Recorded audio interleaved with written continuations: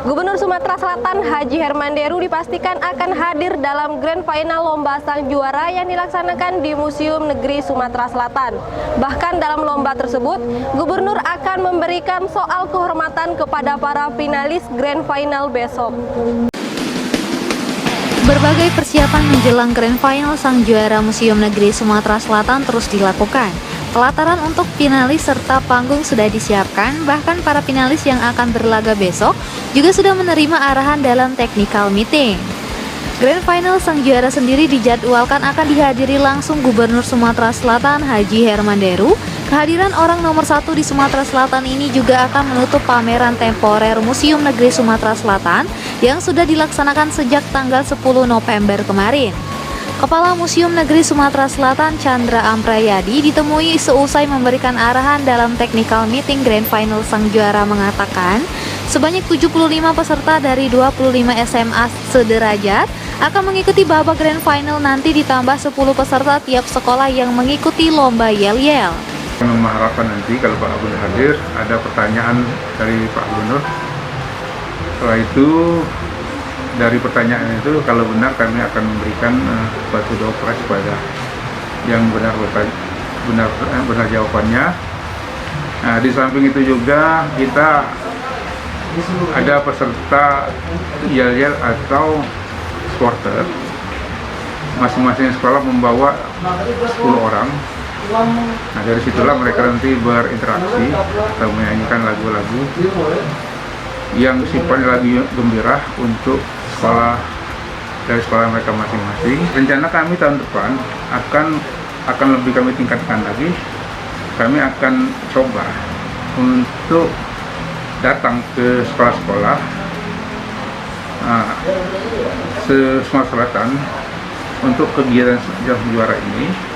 Sementara itu, Ketua Asosiasi Guru Sejarah Indonesia Provinsi Sumatera Selatan, Mary Hamraini mengatakan sejumlah tamu PPIP akan didaulat memberikan soal kehormatan.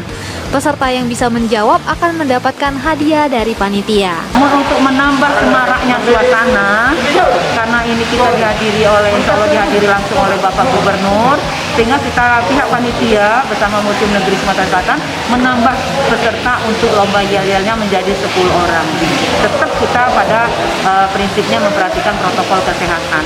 Untuk soal-soalnya kita sudah persiapkan, ini kita rubah untuk soal-soal permusiuman itu 60%, kemudian soal sejarah 20%, kemudian soal umum itu kita ambil 20%.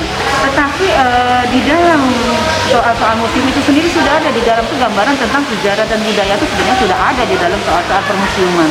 Hanya yang 20% soal sejarah itu hanya mengambil materi yang ada di sekolah. Pada saat ini adalah kelas 10 dengan kelas 11 di sekolah SMA untuk jenjang SMA. Reporter Citra Utama, Juru Kamera Al-Hadi Parit, Palfres.com. Badan Nasional Pencarian dan Pertolongan dipimpin Deputi Bidang Operasi Pencarian Pertolongan dan Kesiapsiagaan Basarnas, Maijen TNI Marbambang Surya Aji melakukan kunjungan kerja ke Basarnas Sumsel hari ini. Dalam kunjungannya, Maijen TNI Marbambang Surya Aji berpesan agar Basarnas Sumsel tetap solid dan kompak dalam melakukan tugasnya. Kepala Badan Nasional Pencarian dan Pertolongan atau Basarnas, Marsikal Madya TNI Purnawirawan Bagus Puruhito, melalui Deputi Bidang Operasi Pencarian dan Pertolongan dan Kesiapsiagaan Basarnas, Maijen TNI Marbambang Surya Aji beserta rombongan, melakukan kunjungan kerja ke kantor Basarnas Sumsel pagi tadi. Kunjungan kerja ini untuk melihat langsung kesiapan personel dan alat utama SAR di Palembang. Maijen TNI Marbambang memberikan penghargaan setinggi-tingginya kepada personel Basarnas Sumsel karena Basarnas Palembang penuh semangat dan selalu berada di garis depan dalam setiap kegiatan kemanusiaan. Sementara wilayah Sumsel sangat luas dengan potensi bencana alamnya juga. Untuk kunjungan kerja dari kantor pusat ke daerah-daerah. Salah satu contohnya kita kemarin sudah melaksanakan kunjungan kerja ke Aceh, maraton. Hari ini kita kunjungan kerja ke kantor SAR Palembang. Tidak lain adalah untuk melihat secara langsung bagaimana kesiapan di kantor SAR yang ada di seluruh Indonesia, jumlahnya 43 kantor SAR. Kita mau lihat bagaimana kesiapannya dalam mengantisipasi dan menyiagakan kemungkinan kebencanaan yang ada di wilayahnya masing-masing. Khususnya sekarang kan lagi musim penghujan dan lagi adanya fenomena La Nina. Nah, sehingga itu kita perlu memberikan melihat situasi secara langsung, bagaimana kesiapannya baik alut maupun personil, dan memberikan motivasi kepada seluruh anggota personil kantor SAR yang ada di sini. Dalam pelaksanaan operasi pencarian dan pertolongan, ia menambahkan bahwa Basarnas tidak bisa bekerja sendiri. Untuk itu sangatlah penting membina komunikasi dan meningkatkan koordinasi dengan instansi ataupun potensi SAR setempat.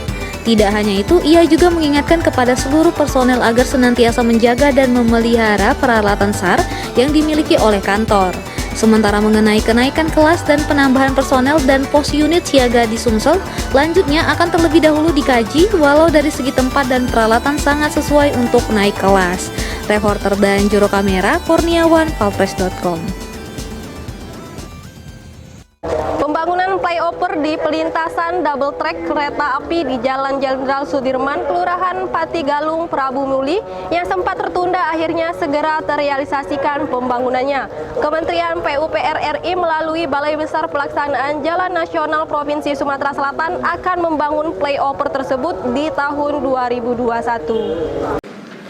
Rombongan Kepala BBPJN Sumsel bersama tim Wali Kota Prabu Muli, Dinas PUPR Kota Prabu Muli, dan PT KAI Selasa kemarin meninjau lokasi pembangunan flyover di pelintasan double track kereta api di Jalan Jenderal Sudirman, Kelurahan Patigalung, Prabu Muli.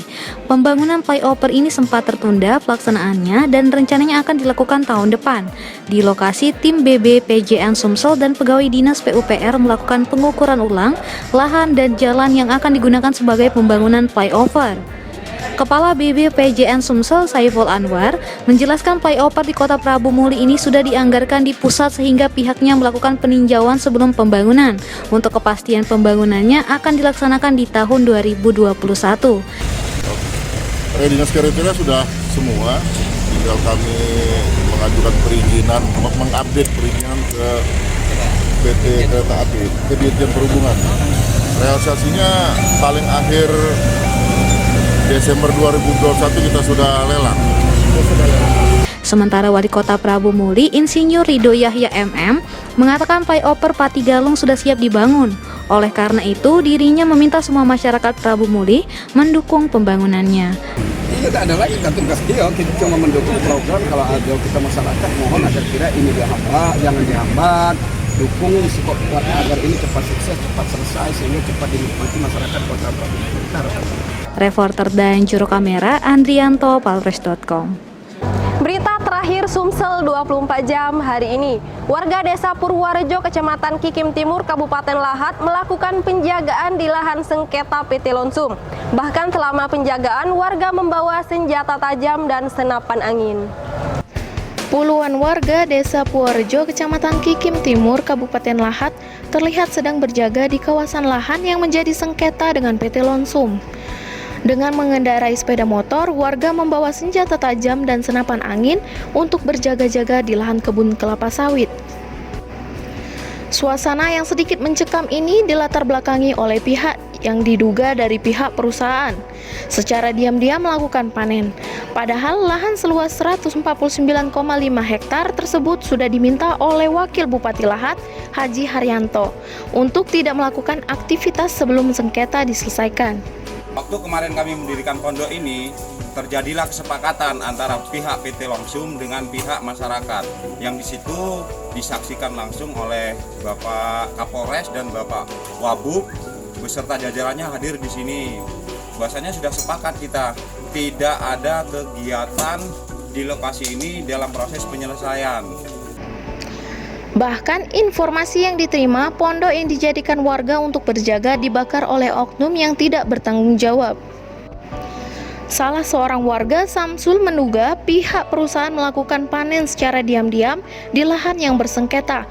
Bahkan pondok yang dibangun warga untuk berjaga dibakar oleh oknum yang tidak bertanggung jawab. Yang kami harapkan dari pemerintah semua yang terkait bahwasanya ini adalah benar hak warga Desa Purwaraja. Ini adalah lahan usaha 2 milik Desa Purwaraja. Kami mempunyai fakta dan itu sudah disahkan oleh Pemda Kabupaten Lahat dan BPN. Sementara manajer PT Lonsum Fikri mengatakan permasalahan ini masih akan dikoordinasikan kepada atasannya setelah dilakukan pembahasan dengan warga dan pemerintah daerah. Reporter dan juru kamera Bernard Palpres.com. Demikianlah berita Sumsel 24 jam hari ini. Saya Sri Devi, sampai jumpa.